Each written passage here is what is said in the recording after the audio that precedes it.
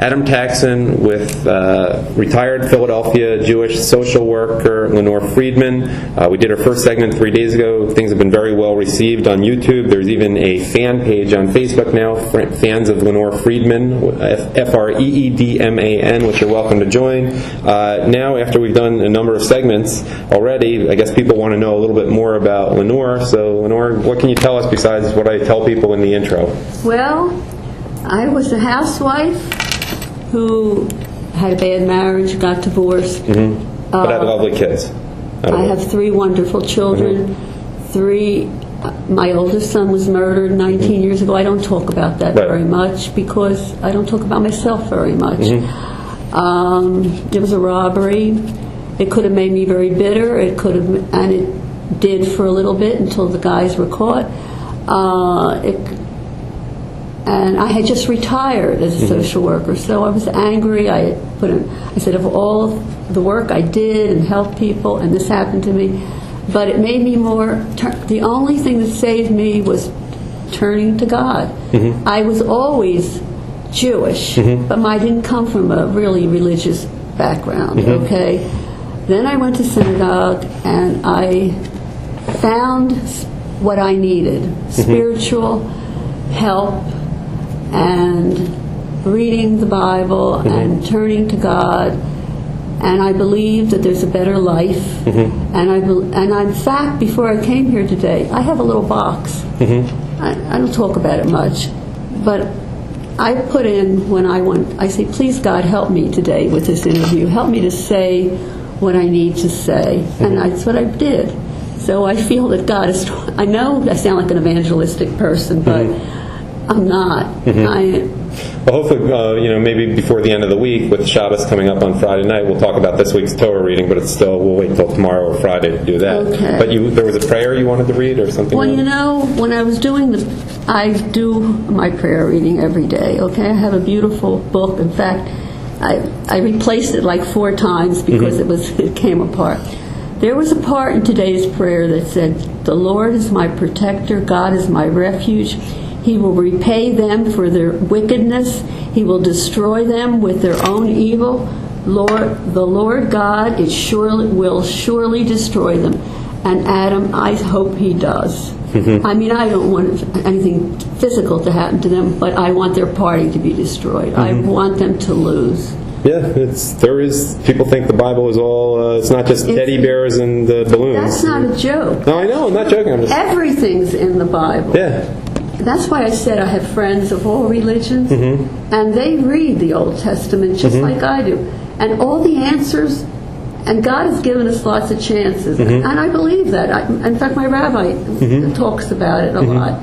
Which is this of Rabbi? Oh, I switched. Rabbi Hirsch or Rabbi Stone? Rabbi Hirsch. I go to an Orthodox shul now. Right, the one I go to. It's what I believe in. He speaks to me when he talks about Moses.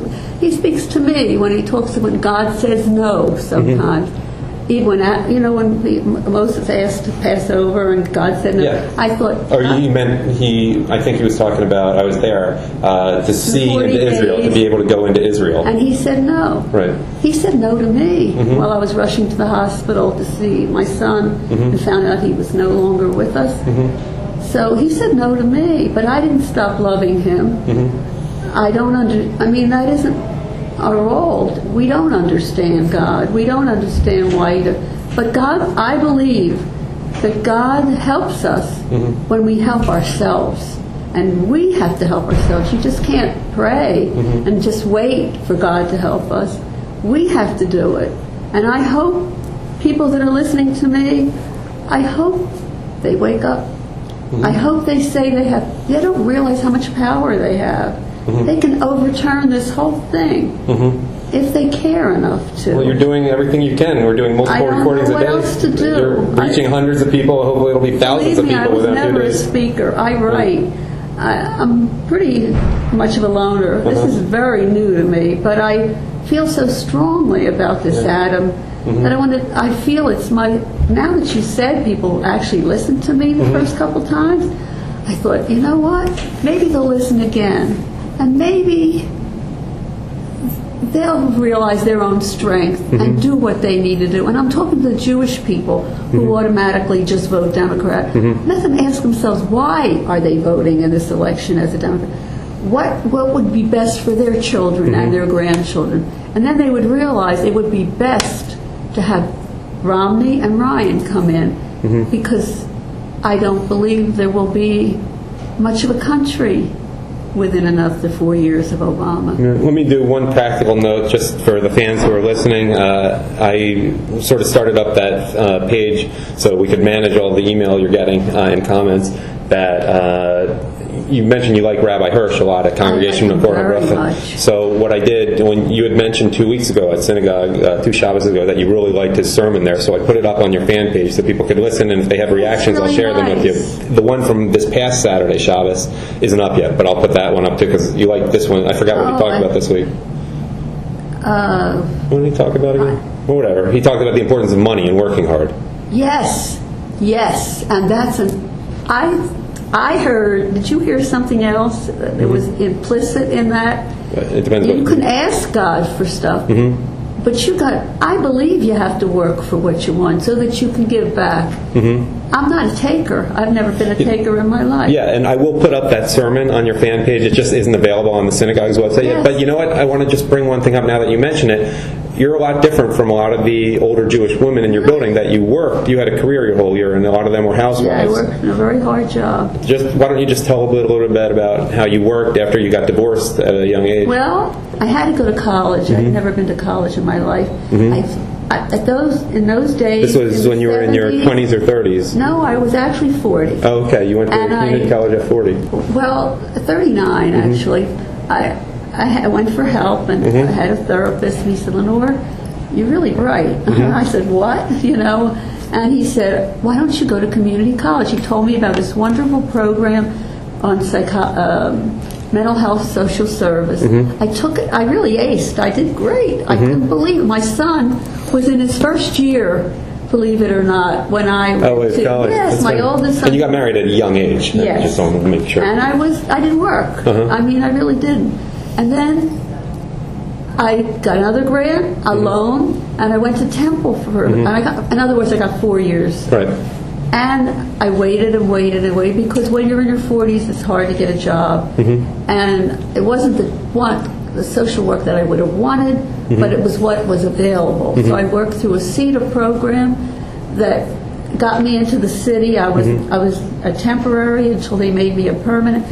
I had to work with abusive parents and drug-addicted babies, and it was very sad. I had never known people like this before. And I had to go into high-rise projects alone. I was scared out of my mind. I mean, you don't think people were happy to see me when I said, I'm here, but they got to report it to school, from the school that you beat your kid. And I see marks on the child, and I have to call and get a restraining order. I mean, me, after raising 3, I had to do all this, and by myself. It wasn't by myself. See, that's where my spirituality comes in. I said, God help me. Let me live through this, because they want to kill me. I mean, they really did. It was the top floor sometimes of the project, but I did it. I was able to do. I even got my master's while I was working.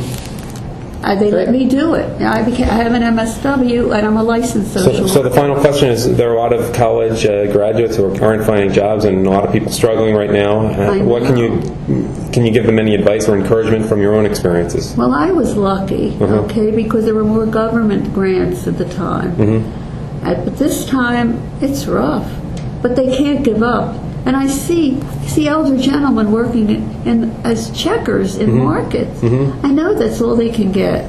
It's horrible. So all I can say is don't give up, keep trying, and change. If you're a Democrat, change to Republican, because I believe there will be more grants and more opportunities to get people off the welfare rolls and get them jobs. The private sector, Yes, I absolutely believe it. On that note, let me conclude. Lenore Freedman, thank you, as always, for your time. Oh, thank you for listening to me today.